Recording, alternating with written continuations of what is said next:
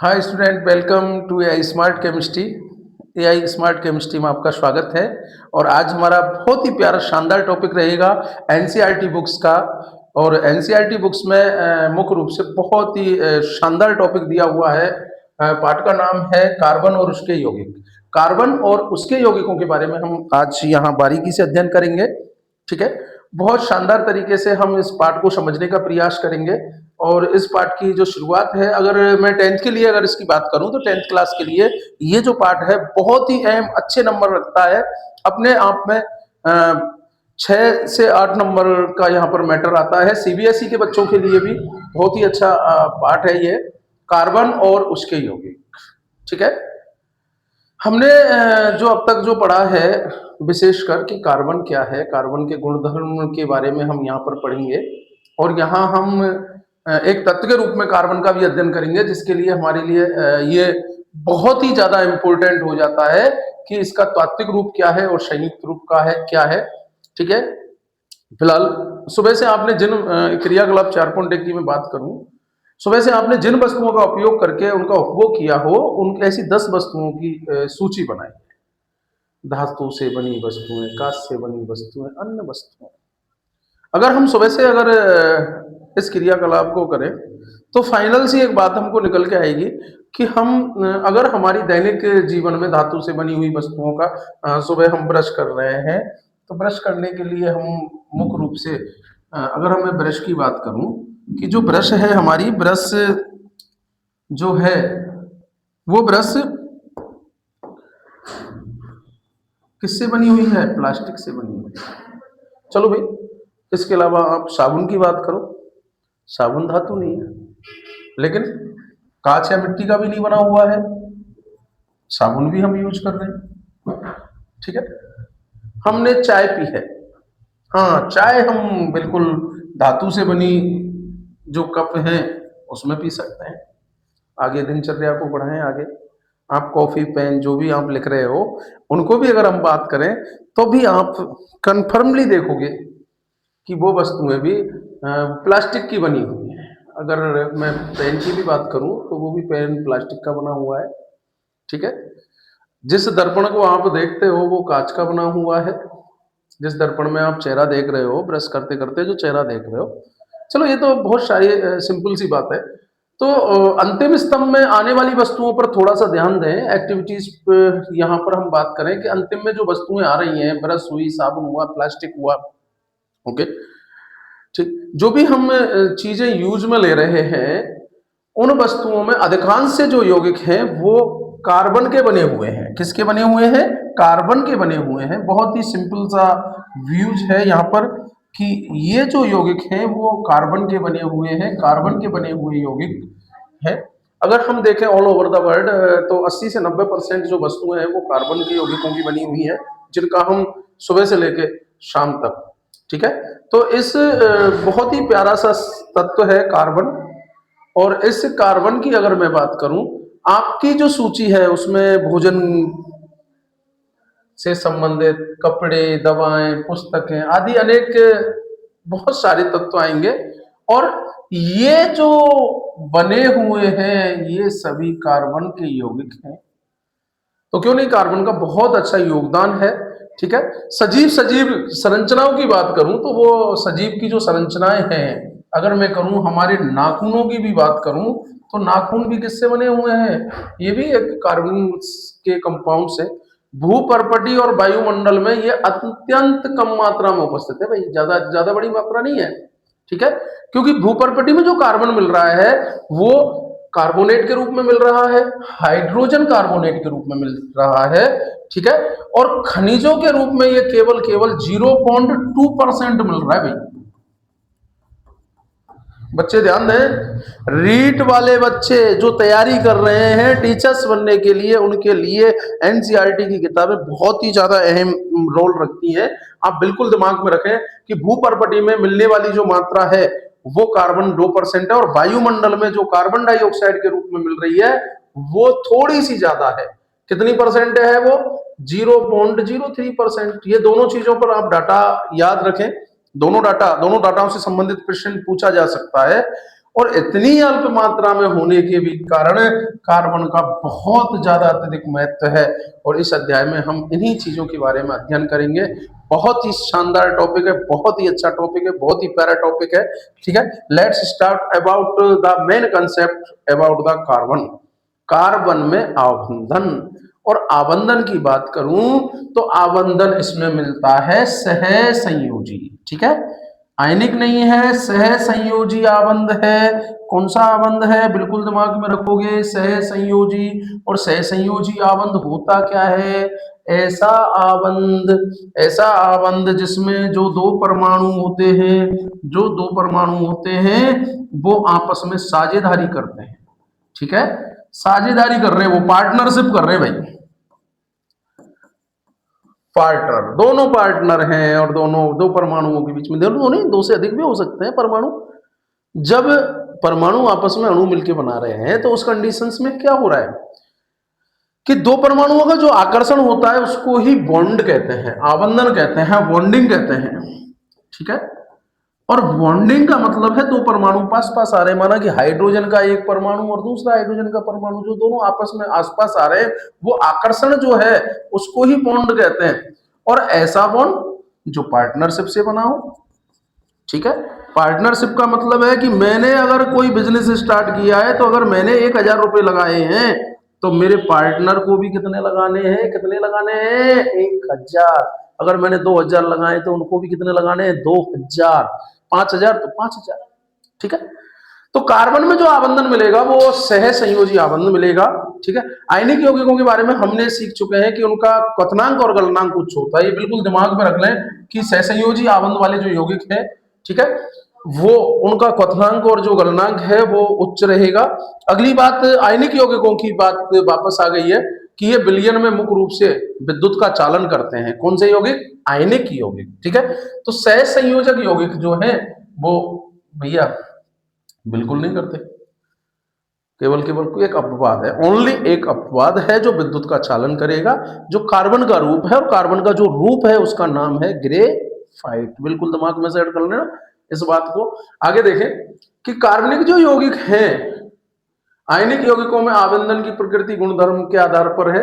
Normal सी बात, carbon के कुछ यौगिकों का गलनांक और क्वथनांक दिया गया है। एसिटिक एसिड CH3COOH 290 और ये 391 है।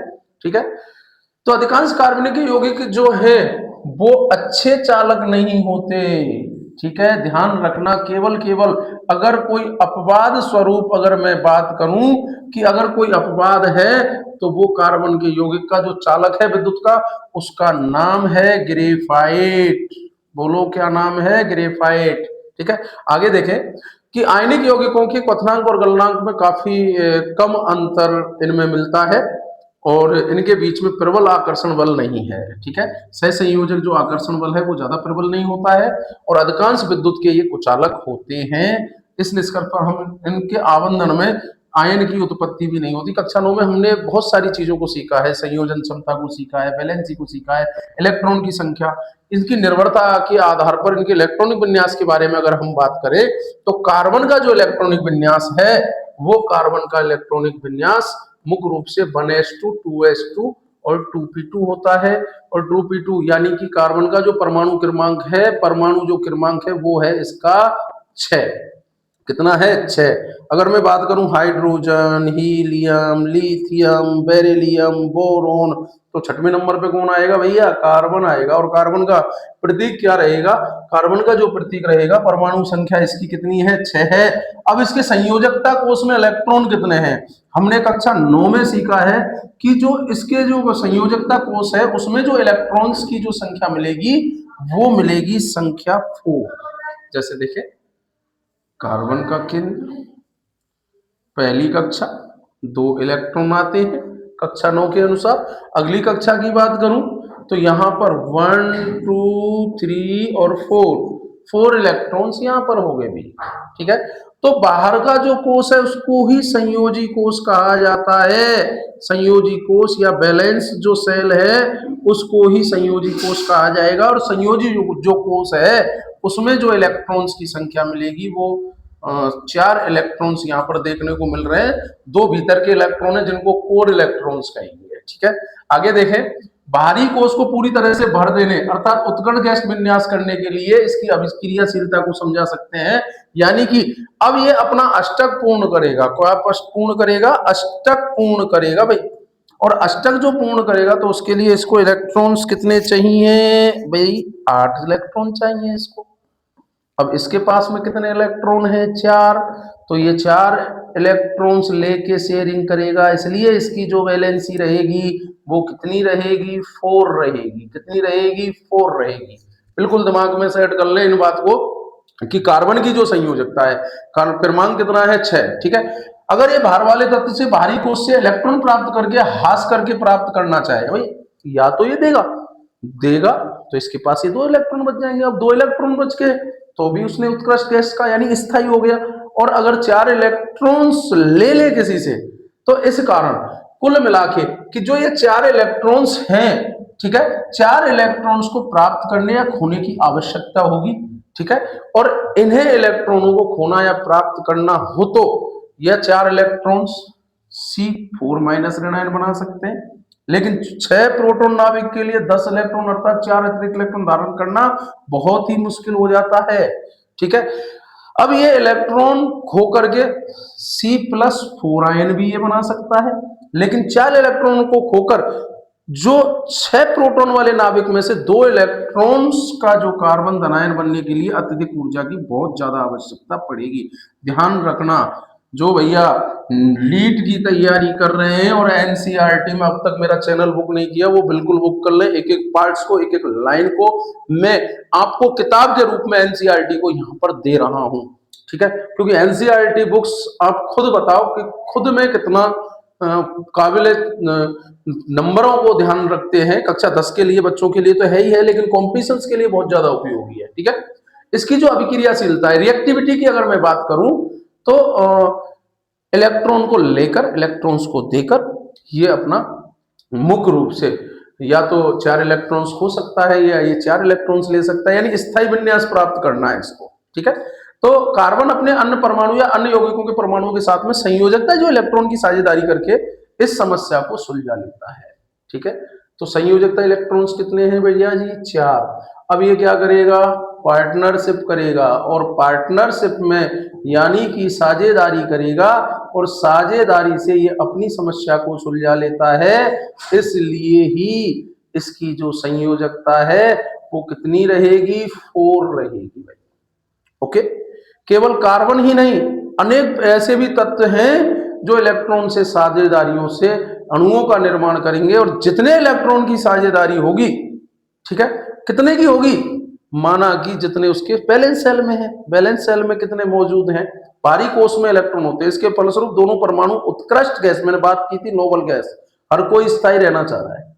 आप पढ़ रहे हो स्थायी होने के लिए, आप तैयारी कर रहे हो स्थायी होने के लिए कर रहे हो। ठीक है। तो ये भी देख लो भाई, कार्बन 4 इलेक्ट्रॉन छोड़ दे, अगर छोड़ेगा तो कार्बन पर धनावेश आ जाएगा, C4 हो जाएगा ये कोने पर, और अगर प्राप्त कर ले तो नेगेटिव आयन आ जाएगा। ठीक है। और इतना इलेक्ट्रॉन धारण करना इसके लिए मुश्किल हो सकता है। ध्यान रखना, निम्न में से कौन सा कथन सही है भैया? नीट वालों देख लेना। कभी कभी कार्बन के बारे में बिल्कुल धारणा, ये कंसेप्टेड धारणा एनसीईआरटी से बन चुकी है, आती है और पूछा जा सकता है। ठीक है। तो सिंपल सी बात है, इलेक्ट्रॉन विन्यास की स्थिति को प्राप्त करने के लिए कार्बन के यौगिक की चर्चा से पहले कुछ सामान्य अणुओं को हम समझेंगे, और सामान्य अणु कौन कौन से हैं उनको आप समझने का प्रयास कीजिएगा। सबसे पहले अणु को हम समझेंगे जिसका नाम है हाइड्रोजन परमाणु। ओके। हाइड्रोजन परमाणु बेचारे के पास में एक इलेक्ट्रॉन्स है, 1 इलेक्ट्रॉन स्पीसीज हाइड्रोजन परमाणु, 1 इलेक्ट्रॉन्स। अब इसने भैया दोनों ने मिलके पार्टनरशिप में बॉन्ड बनाया है, और बॉन्ड जो कहलाएगा, बताओ भाई कौन सा बंध में यहाँ पे कहूंगा? साझेदारी का बंध है, इसको कहेंगे सह संयोजक बंध। अरे कौन सा बंध कहेंगे भैया? इसको सह संयोजक बंध कहेंगे। ठीक है। 1 इलेक्ट्रॉन्स की साझेदारी हुई है दोनों में। ठीक है। देखो, सामान्य उदाहरण अगर हम हाइड्रोजन की बात करें तो हाइड्रोजन में परमाणु संख्या एक है, क्रमांक एक है, सभी जानते हो शुरुआती तत्व हाइड्रोजन है। अतः के कोष में एक इलेक्ट्रॉन से के कोष को भरने के लिए ए से एक और इलेक्ट्रॉन की आवश्यकता है। अब ये क्या करेगा, इसने इससे पार्टनरशिप की तो इसका उत्कृष्ट गैस विन्यास आ गया। और इसके पास में उत्कृष्ट गैस कौन सी है भैया, हीलियम गैस। अरे कौन सी, हीलियम गैस। और हीलियम का परमाणु क्रमांक कितना होता है, 2s2, यानी कि इसका 2 होता है, यानी कि सॉरी कि 1s2 होता है। मैं यहाँ पर थोड़ा सा मैं बात करना चाहूँ तो इलेक्ट्रॉनिक विन्यास को लिख दिया। हीलियम के लिए मैं वापस से बात करूं कि हीलियम का परमाणु क्रमांक कितना होता है, 2 होता है। और ये फर्स्ट इनर्ट गैस है, ठीक है, इनर्ट गैस हीलियम। इसलिए हाइड्रोजन के 2 परमाणु इलेक्ट्रॉन की साझेदारी करेंगे और हाइड्रोजन का अणु का निर्माण करेंगे और H2 अणु बनेगा, ठीक है।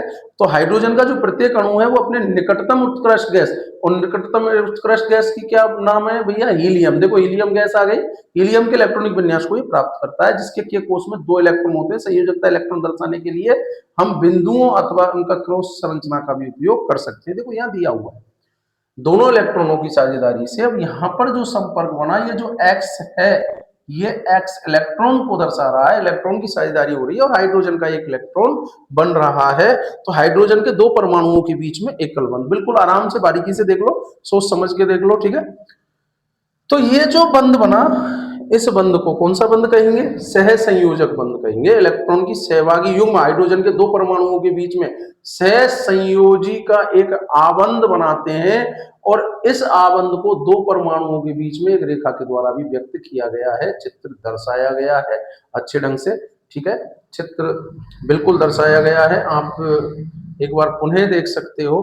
हाइड्रोजन परमाणु का जो चित्र है उसको बिल्कुल आराम से देखो, सेंटर में देखें, एक हाइड्रोजन परमाणु, दूसरा हाइड्रोजन परमाणु, और दोनों ने देख लो एक सिंगल बॉन्ड से इसको दर्शा दिया गया, H और दोनों के बीच में सिंगल बॉन्ड, ठीक है। कौन सा बंध बनेगा यहाँ पर, सह संयोजक बंध बनेगा। आगे देखें, क्लोरीन की जो परमाणु संख्या है वो 17 है, ओके। क्लोरीन की परमाणु जो संख्या है वो 17 है और इसका इलेक्ट्रॉनिक विन्यास और संयोजकता इसकी क्या होगी, खुद बता दो भाई।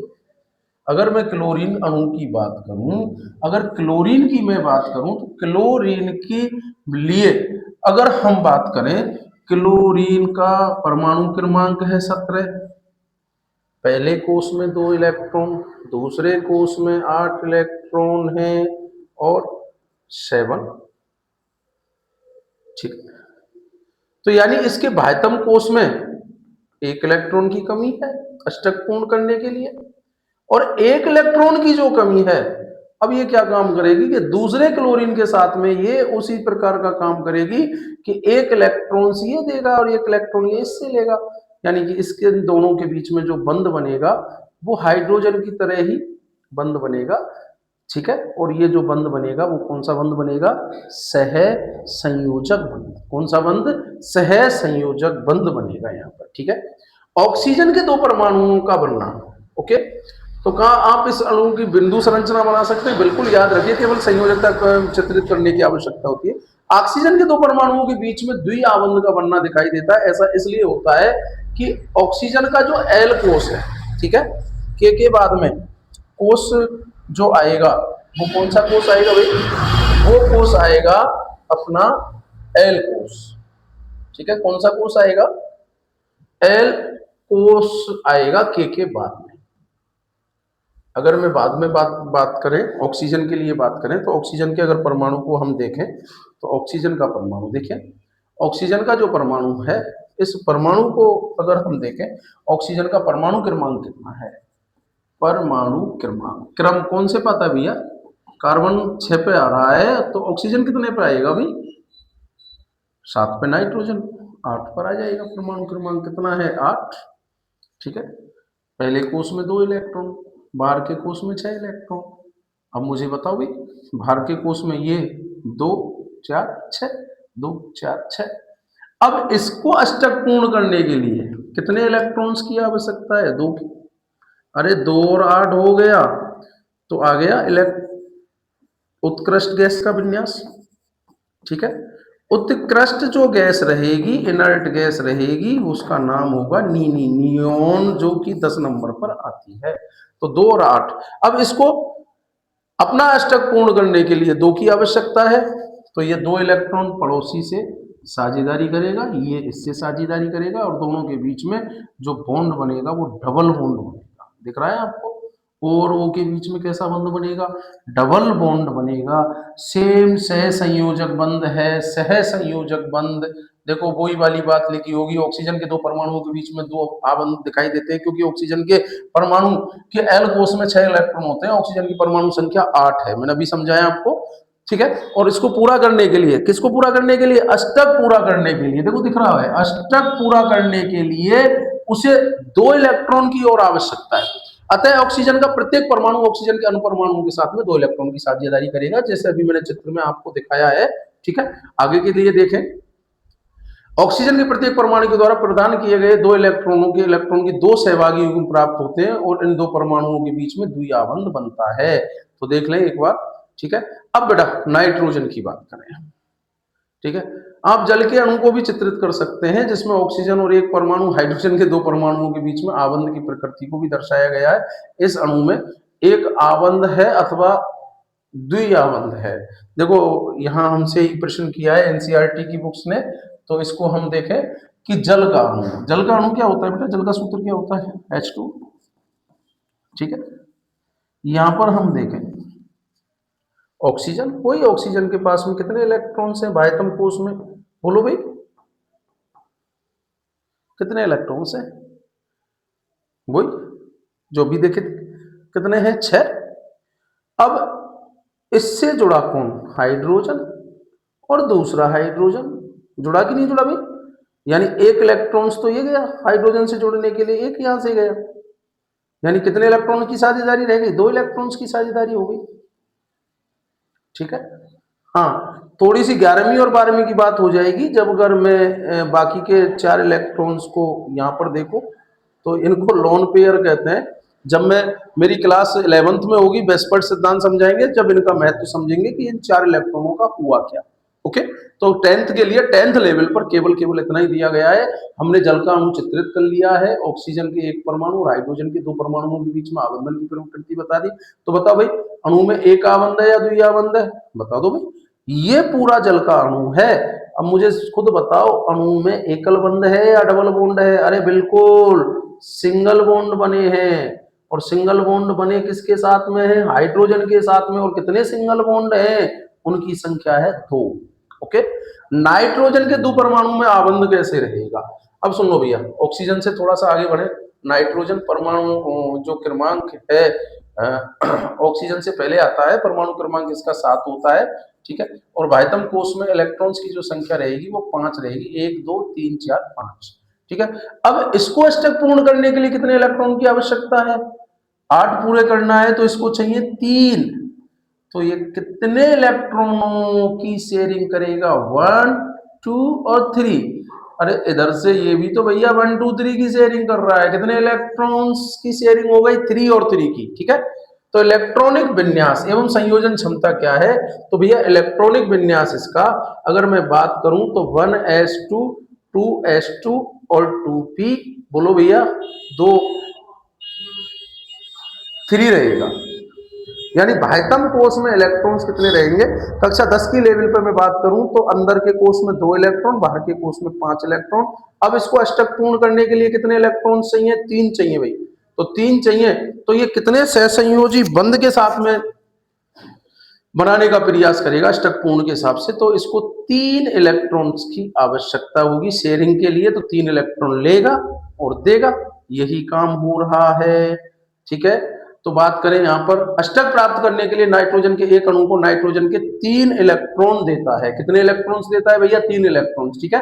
तो यहाँ पर जो साझेदारी होगी सहभागी युग्म मिलेगा वो 3 इलेक्ट्रॉन्स का मिलेगा, और परमाणुओं के बीच में जो ऐसा बंध बनेगा उसको ट्रिपल बॉन्ड कहेंगे, ठीक है। 1 2 और 3 डंडे वाला, 1 डंडे वाला सिंगल बॉन्ड, 2 डंडे वाला डबल बॉन्ड, और तीन डंडे वाला ट्रिपल बॉन्ड, ठीक है। तो बताओ मुझे ऑक्सीजन में कौन सा मिलेगा, मैचिंग करो। ऑक्सीजन में डबल बॉन्ड मिलेगा, हाइड्रोजन में कौन सा मिलेगा, सिंगल बॉन्ड मिलेगा, क्लोरीन में कौन सा बॉन्ड मिलेगा, सिंगल बॉन्ड मिलेगा। अगर नाइट्रोजन की बात आए तो नाइट्रोजन और नाइट्रोजन के बीच में कौन सा बंध मिलेगा भैया, ट्रिपल बॉन्ड मिलेगा, ठीक है। और हम अगर इसके अणु को अगर हम देखें तो आपको अणु बहुत अच्छे ढंग से दिखाई दे रहा होगा, बहुत ही प्यारा डायग्राम यहाँ पर बना रखा है किताब में। तो आप बिल्कुल सहर्ष तरीके से बहुत अच्छे ढंग से आप इसको देख सकते हो, ठीक है। जल के अणु की भी हमने बात की। नेक्स्ट हम बात करते हैं नेक्स्ट पेज की, एनसीईआरटी क्या कह रही है। ओके, यहाँ हम बात करें, अब बात करते हैं मुख्य रूप से अमोनिया के अणु का चित्र, अमोनिया का अणु, ठीक है। और इस अणु की इलेक्ट्रॉन बिंदु संरचना आप चित्रित कर सकते हैं क्या, जैसा कि सभी चार परमाणुओं को उत्कृष्ट गैस विन्यास की स्थिति प्राप्त हो जाए, तो ऐसा हम चित्र बिल्कुल बना सकते हैं। एनसीईआरटी ने हमसे क्वेश्चन किया है, ठीक है। तो हम एनसीईआरटी के क्वेश्चंस का यहाँ पर जवाब देंगे कि अमोनिया का जो अणु है, अमोनिया के अणु का सूत्र है NH3। इधर देखो भैया जी, N, ओके।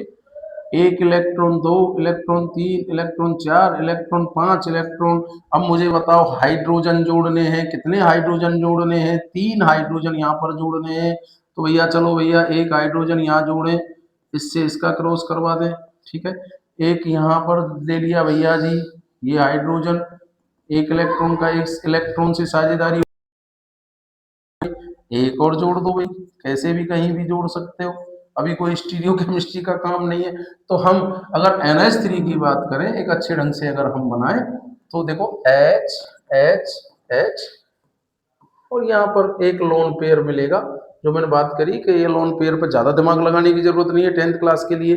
तो ये तो हो गई अणु का सूत्र है, ठीक है। इलेक्ट्रॉन बिंदु संरचना बिल्कुल हम चित्रित कर सकते हैं। इलेक्ट्रॉन बिंदु संरचना के लिए देखो इन बॉन्डों को हटाओ, ओके, एक दो, एक एक एक एक एक एक, हाइड्रोजन हाइड्रोजन हाइड्रोजन, ओके। अष्टक पूर्ण करो भैया, लो जी नाइट्रोजन का अष्टक पूर्ण हुआ, यहाँ हाइड्रोजन का भी अष्टक पूर्ण हुआ, इस हाइड्रोजन का भी अष्टक पूर्ण हुआ और इस हाइड्रोजन का भी अष्टक पूर्ण हो गया, ओके। सेम कार्बन की तरह, ठीक है। तो ये सभी चार परमाणुओं को उत्कृष्ट गैस बिल्कुल जिसमें यह दर्शाया गया हो कि कैसे सभी चार परमाणुओं को उत्कृष्ट गैस विन्यास प्राप्त की स्थिति हो। इन स्थितियों में एकल, द्वि और त्रि आबंध कौन सा आबंध होगा। तो देखो नाइट्रोजन के साथ में अमोनिया की बात कर रहा है, तो सभी जो बॉन्ड बन रहे हैं वो एकल बंध बन रहे हैं। कौन से बंध बन रहे हैं, एकल बंध बन रहे हैं, जिनको सिंगल बॉन्ड कहते हैं, ओके। सिंगल बॉन्ड का यहाँ पर निर्माण हुआ है। आगे देखें, सबसे ज्यादा ईंधन के रूप में जो काम आता है हम उसको देखें।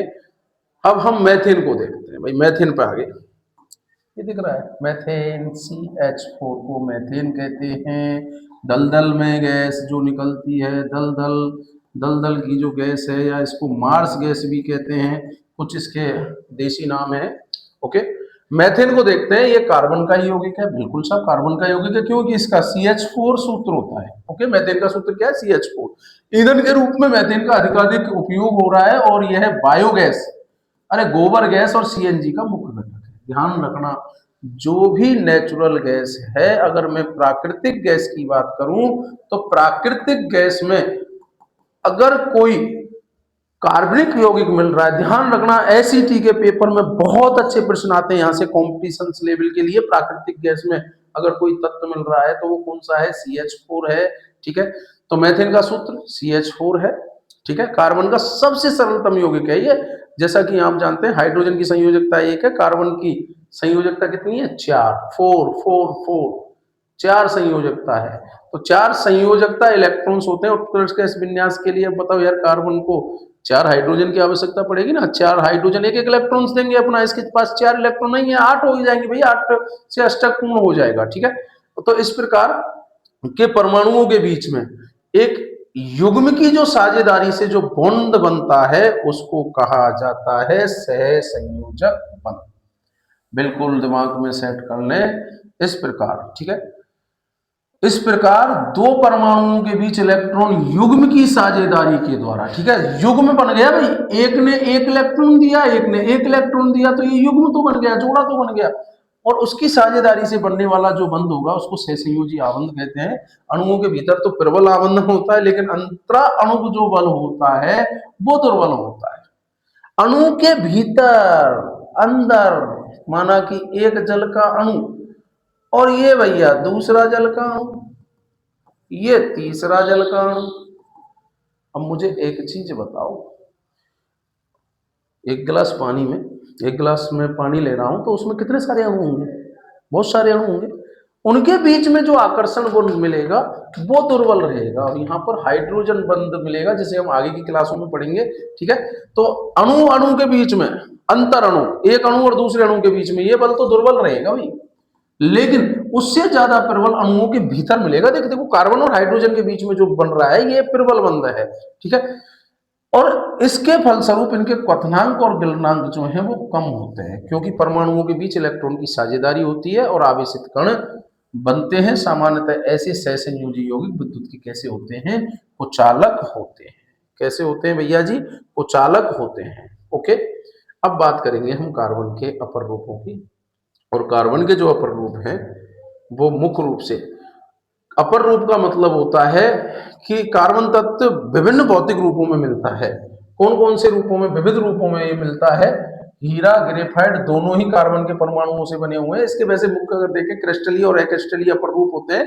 तो कार्बन के परमाणु आबंधन के तरीके में अंतर है। हीरे में कार्बन का परमाणु 4 अन्य परमाणुओं से जुड़ा हुआ है। देखो बेटा, ये हीरे की संरचना है। हीरे में एक परमाणु की बात करूं, मैं इसकी बात करूं तो ये 1 2 3 और 4 से जुड़ा हुआ है एक कार्बन परमाणु, ठीक है।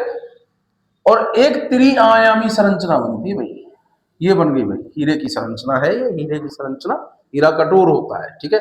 अच्छा, अंगूठी में काम आता है ये, अंगूठी बन रही है ना, अंगूठी में काम आने वाली संरचना है। अगली बात करूं, ग्रेफाइट के कार्बन में जो परमाणु का आबंध है 3 अन्य परमाणुओं से जुड़ा हुआ है। देखो ये जुड़ रहा है इससे, इससे और इससे, किसी को भी देखो भाई। लेकिन यहां ध्यान रखना आप कि ये जो लेयर के रूप में मिलेगा, और एक षटकोणीय एक तल में, देखो एक ये लेयर हो गई, एक दूसरी लेयर हो गई, एक तीसरी हो गई, एक आगे हो गई, एक आगे हो गई, ऐसे लेयर टू लेयर मिलेगा। कहाँ उपयोग हो रहा है ये? पेंसिलों में, ठीक है। जो आप बच्चे पेंसिल से जिससे लिखते हैं, रूल जिसे कहते हैं देसी भाषा में, वहां उपयोग में हो रहा है, ठीक है। और मुख्य रूप से कार्बन की जो संयोजकता है वो पूर्ण हो जाती है। इसमें एक आबंध द्विबंधी होता है, ठीक है। ग्रेफाइट की संरचना षटकोणीय तल पर एक दूसरे के ऊपर व्यवस्थित है। मैंने बात बताई ना, एक लेयर, यहां पर कितनी लेयर दे रखी है? 2 लेयर दे रखी है, ओके। और 2 लेयरों के साथ में अब हम बात करें, इन दोनों जो संरचनाएं हैं, हीरा की बात करें और ग्रेफाइट की बात करें, उनके भौतिक जो गुणधर्म है वो भिन्न भिन्न होते हैं, जबकि रासायनिक गुणधर्म उनके एक समान है। अगर दहन की बात करें तो एक जैसी क्रिया देंगे, ओके। अगर अम्ल के साथ क्रिया कराएं तो एक जैसी क्रिया देंगे, ठीक है। और इस दुनिया में अब तक जितने भी पदार्थ ज्ञात हैं, सबसे अगर कठोर पदार्थ है तो यही है कुल मिला के हीरा, ठीक है। जो इसे कांच काटने के रूप में भी हम में लिया जाता है और कठिन चीजों को काटने में लिया जाता है। और ग्रेफाइट जो है वो फिसलनदार है। फिसलनदार क्यों है? लेयर टू लेयर के कारण, ठीक है। तो पिछले अध्याय में भी अधातुओं के बारे में अध्ययन किया था। तो ग्रेफाइट का ध्यान रखोगे आप, ग्रेफाइट विद्युत का सुचालक होता है। ये एक तरीके से बिल्कुल इंपॉर्टेंट बात हो गई कि ग्रेफाइट जो है वो विद्युत का सुचालक मिलता है।